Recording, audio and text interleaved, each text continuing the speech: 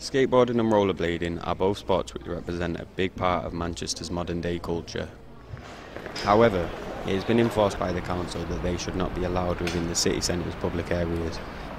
A £500 fine has been introduced, as well as ASBOs and several other physical measures such as skate stoppers intended to prevent street skating. This has had both positive and negative responses. I think £500 is definitely a bit steep, and I think these ASBOs are overdone. It's a bit harsh, in all honesty. I mean, an ASBO does look really bad on a CV, say. I think £500 fine is a bit much for just skateboarding in town. Yeah, I know loads of people have been fined, and I just think it's a load of rubbish. They could be doing far better things with the time. Let the skateboarders do what they're doing, you know what I mean? At the end of the day, they're not harming anybody. Then again, it can be relatively dangerous depending on little kids being around, old people being around.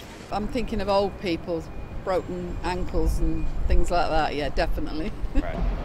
It's dangerous for them, like, you know, it is. I know it's dangerous for them, like, when they're skating down these poles and that, like, you know, like, they should be careful.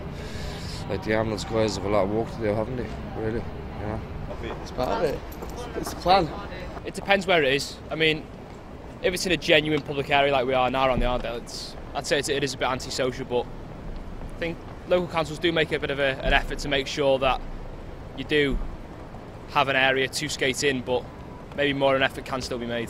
They should have proper parks for them, shouldn't they, in places like that? Well, it don't really matter what they do, how many parks they make, whatever they do. People always wanting to skate street because it's better. Oh yeah, I go street skating here with Nathan in Manchester, Urbis, like any rail we can find. Skating is a sport, and they let people do other sports everywhere, so I don't get why they wouldn't let skating. But if there were more skating facilities, people wouldn't have to go on the streets anyway.